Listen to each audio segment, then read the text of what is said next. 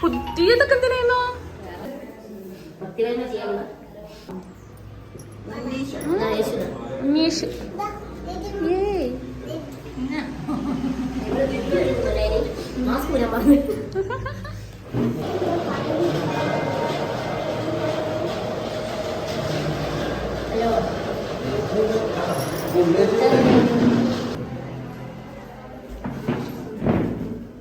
ചിരിക്കും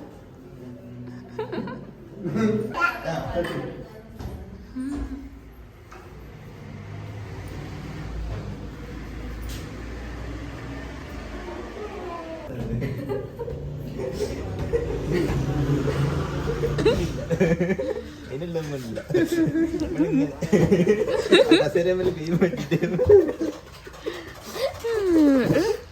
അതെടുക്കല്ലേ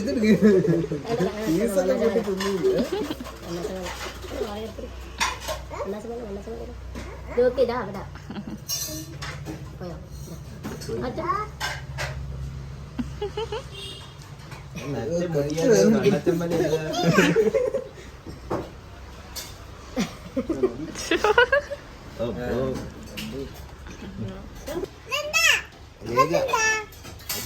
അർത്ഥപതാക കത്തരി മുഖം അതാണ് പതാക അത് അർത്ഥപതാക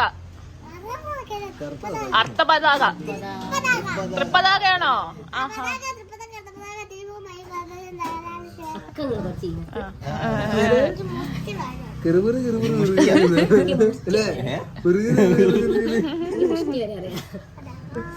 ബാക്കിയോ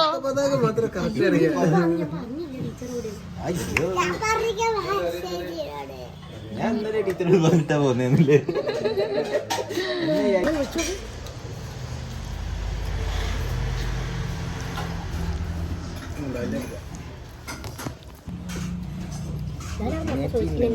ഇതിനേക്ക് അവിടുന്ന് ചായ കുടിക്കാൻ പോരുന്നുണ്ടോ എന്നൊക്കെ ചോദിക്കുന്നുണ്ടായിരുന്നു.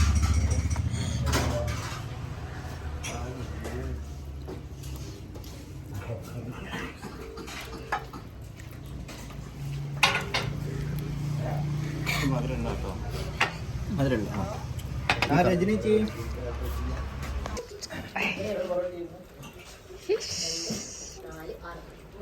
യൂട്യൂബിൽ വരും കേട്ടോ. നോക്കട്ടെ.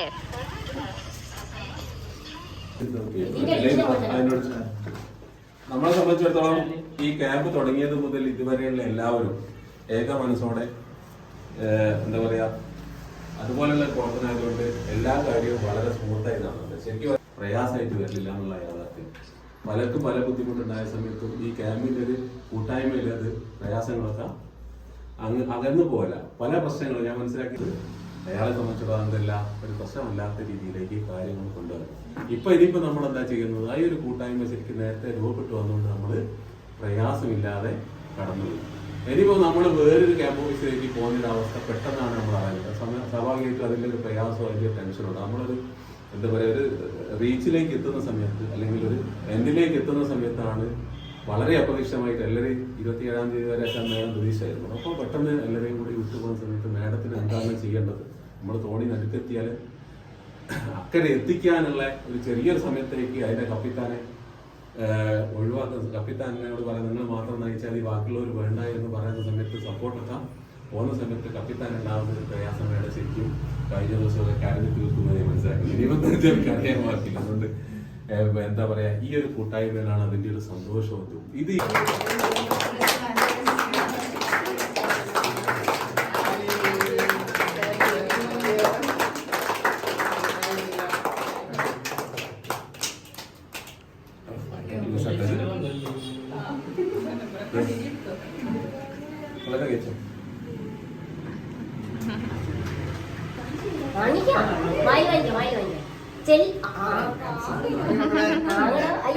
കാശ് വാങ്ങ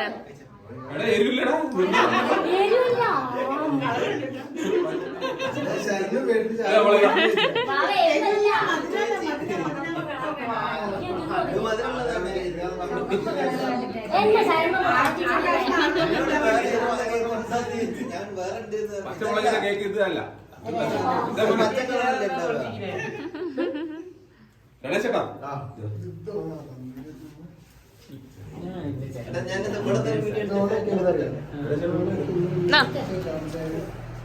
ചെറിയ കഷ്ണമായി കട്ട് ചെയ്തിട്ടോ.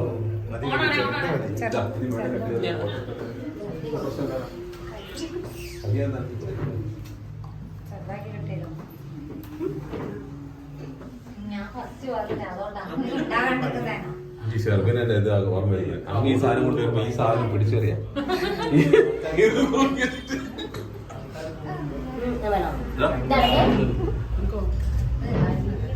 പകുതിയായിട്ട് കൊടുക്കുമോ? ഇതെടുക്ക്, പകുതിയായിട്ട് കൊടുക്കാൻ വേണ്ടി ഒരു കഷ്ടം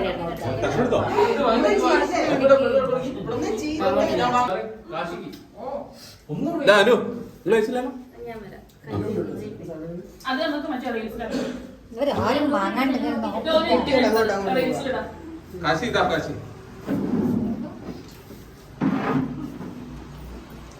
അത് പറയണ്ടല്ലോ അങ്ങനെയൊക്കെ എക്സ്പെക്റ്റഡ്. അതിനെ കട്ട് ചെയ്തു. എത്ര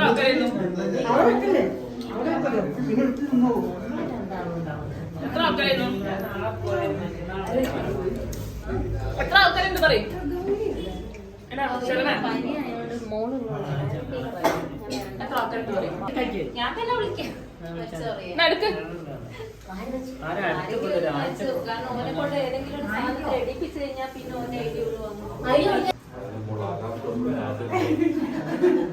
അമ്മയെ തന്നെയാണ്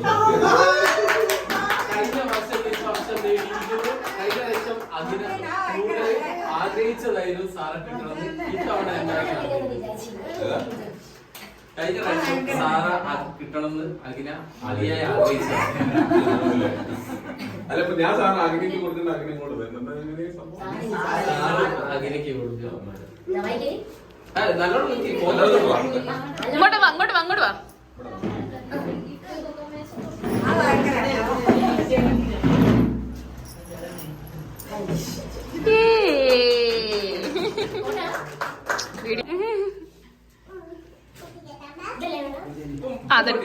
അല്ല താഴത്തുള്ള അച്ഛൻ താഴത്തുള്ള പോട്ടെ പോട്ടെ.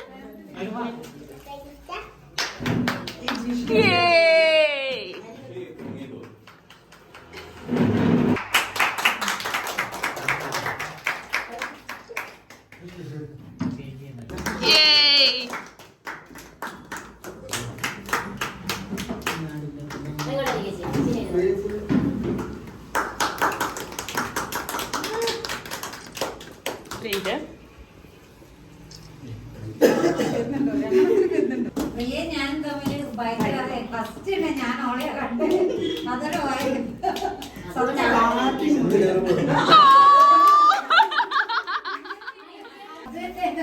ഇത് ഭയങ്കരമാണ്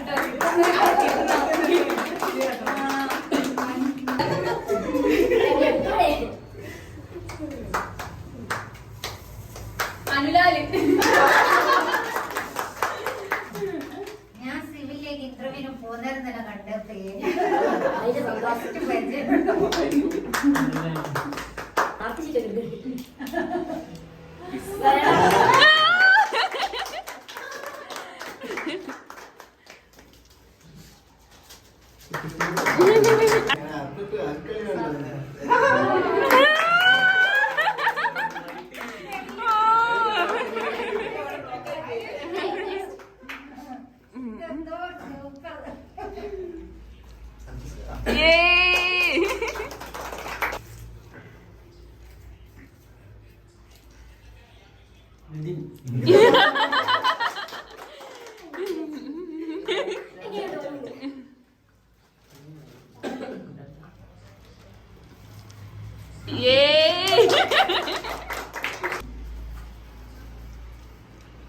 ജിഷേച്ചി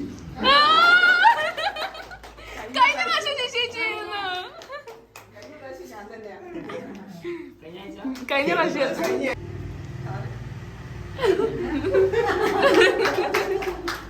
വെയിറ്റ് വെയിറ്റ് അപ്പൊ ഒന്നും കൂടി ഉള്ളൂ ബാക്കി.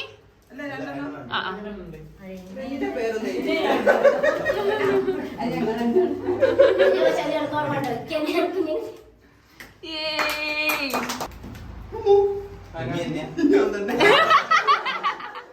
അവ മറ്റേ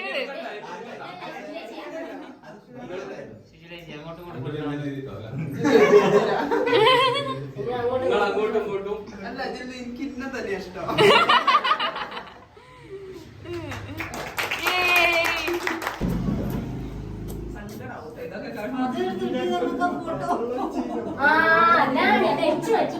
ഞാൻ എന്തോ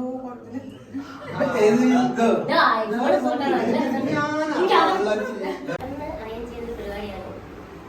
ഇനി എന്തായാലും എല്ലാവരും ഒരു വില്ലേജ് വർക്ക് ചെയ്യുന്ന ഉറപ്പില്ലല്ലോ. അപ്പം ഈ ഫംഗ്ഷനിൽ സ്വാഗതം പറയാൻ വേണ്ടിയിട്ട്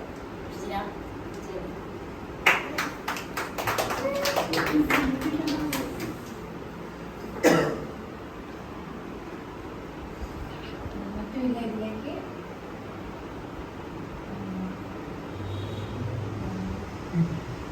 ട്രാൻസ്ഫർ ആയിട്ടുള്ള എല്ലാ സാധനങ്ങൾക്കും ഈ യോഗത്തിലേക്ക് സ്വാഗതം.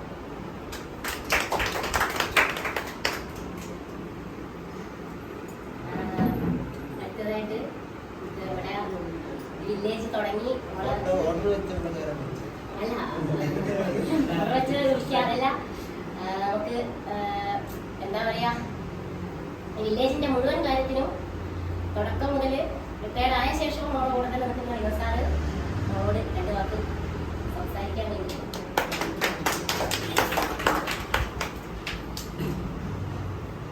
ഫസ്റ്റില് അതായത് ദിലീപ് സാറും മുഹമ്മദ് സാറും വന്നു, ശരണം അവിടെ അല്ലെ ഫസ്റ്റ് പഞ്ചായത്ത് പ്രസിഡന്റിനെ കൂട്ടി ഒരുപാട് അവസ്ഥയാണ് ശരിക്കും ഉണ്ടായിട്ടുണ്ടായിരുന്നത്.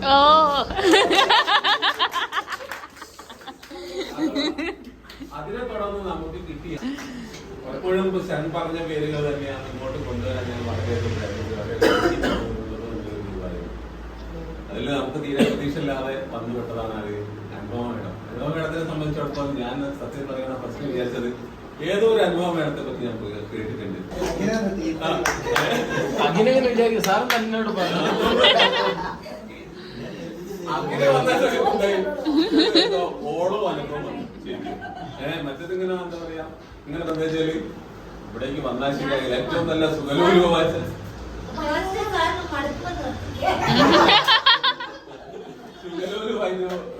നടുവിൽ പോയിക്കൊണ്ടിരിക്കുമ്പോ ഇങ്ങോട്ട് വന്നത് ഇല്ല, പിന്നെ ഉള്ളിലേക്ക് പോയി അല്ലേ?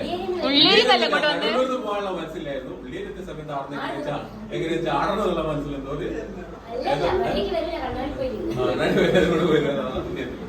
പിന്നെ ജിഷിക്ക് പിന്നെ ഇവിടെ വന്നാലും പിന്നെ എന്തായി, ചെറുകൊണ്ട് ഇങ്ങോട്ട് എത്തിയ സമയത്ത് പിന്നെ അങ്ങോട്ട് പോകേണ്ട ഒരു അവസ്ഥ വന്നിട്ടില്ല. പിന്നെ റെജിന നടുവണ്ണൂരുണ്ടായിരുന്നായിരുന്നു. പിന്നീടാണ് എന്ത് ചെയ്ത് റെജിനെ പലപ്പോഴും ഉള്ള പ്രയാസം എന്താ വെച്ചാൽ റെജിന രാവിലെ വില്ലേജിന്റെ ഫസ്റ്റ് പോയിന്റ് എടുത്താക്കില്ല. അപ്പൊ ശരണം എക്സ്പീരിയൻസ് പറയട്ടെ. ഇപ്പൊ നടുവണ്ണൂര് പനങ്ങാടും ഇതൊക്കെ ഇതുകൊണ്ട് ഏകദേശം തുടങ്ങി തീരുന്നോളം വരെ 2 വില്ലേജിൽ നിൽക്കാൻ പറ്റി. അപ്പോ ഇനിയിപ്പോ ഇവിടെ നിന്ന് പോവാണ് വേറെ വില്ലേജുകളിലേക്ക്. നമ്മൾ ഇവിടെ നിന്ന് ഇപ്പൊ പോയി കഴിഞ്ഞ് നമുക്ക് എത്രത്തോളം ഫ്രീഡം തന്നിരുന്നുള്ളത് ഇപ്പൊ നമുക്ക് മനസ്സിലാവാൻ പോകുന്നത്. അപ്പൊ നമ്മൾ ഇനി പുതിയൊരു വില്ലേജിൽ പോയി അവിടുത്തെ ജോലി കാര്യങ്ങളൊക്കെ ആയിട്ട്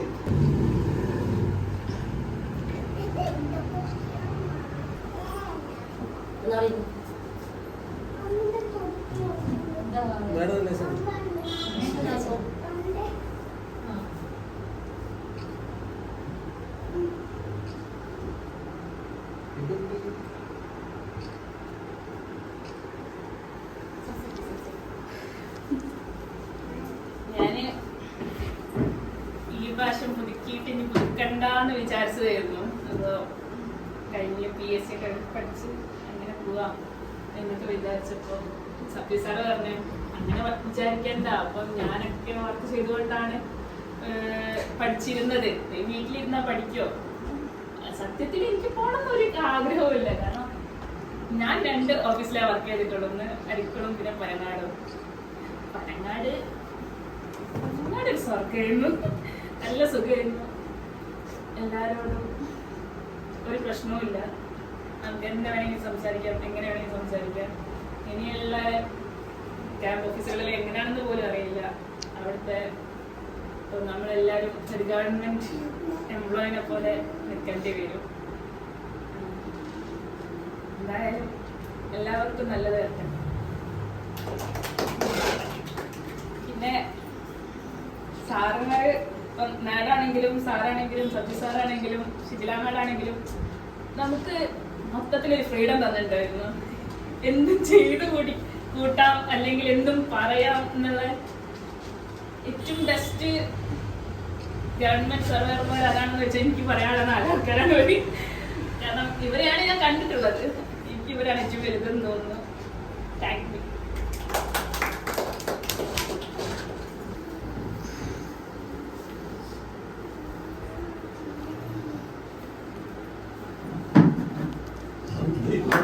സാർ നിൽക്കും. എല്ലാം പറയാനൊന്നുമില്ല, ഒന്നും പറയാനും പറ്റുന്നില്ല.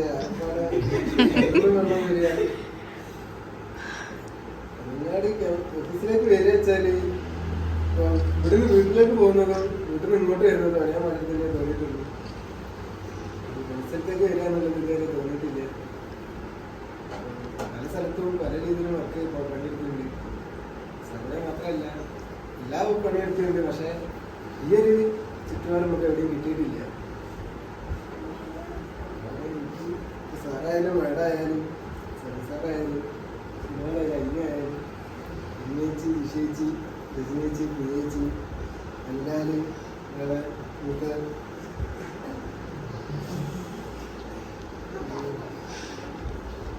നമ്മളെ അച്ഛനെയും അമ്മേനെയും ഏട്ടന്മാരെയൊക്കെ മാറ്റി തന്നെ തോന്നിയിട്ടുണ്ട്.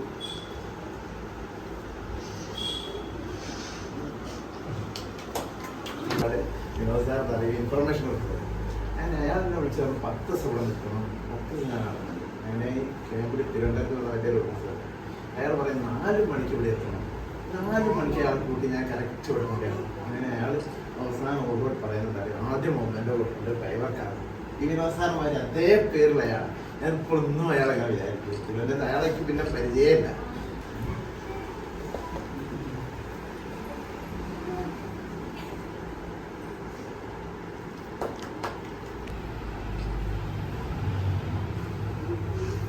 എല്ലാവർക്കും വരുന്നു നന്മകൾ വരട്ടെ.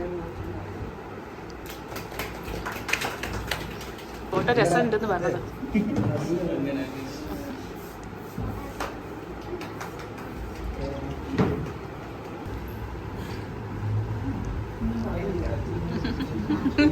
പറയേ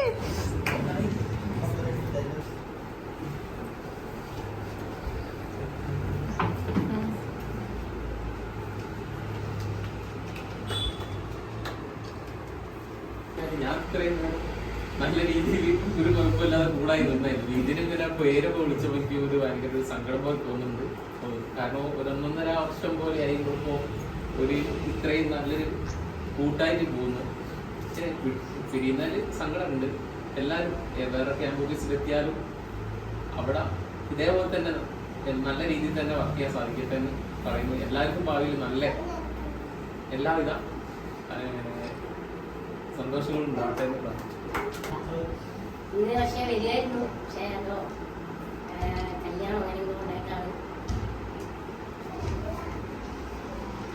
വലിയ വിഷയം ഉണ്ടാവുന്നില്ലേ.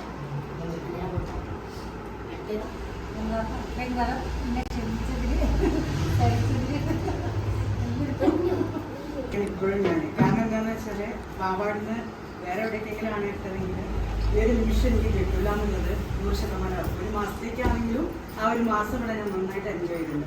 പിന്നെ പറയാൻ എന്താണെന്ന് വെച്ചാൽ എപ്പോഴും ഒരു മുൻധാരണയോട് കൂടിയിട്ടാണ് മറ്റൊരാളെ എപ്പോഴും വേറൊരാളെ കാണുന്നത്. പിന്നെ അതിലെന്ന് പറയുന്ന സമയത്ത് നമ്മളെ ഒരാളോട് പെരുമാറുന്ന പോലെ ആയിരിക്കില്ല വേറൊരാളോട് പെരുമാറുന്നത്. അത് ഓരോരുത്തർ തമ്മിലുള്ള ബന്ധങ്ങൾക്കനുസരിച്ച്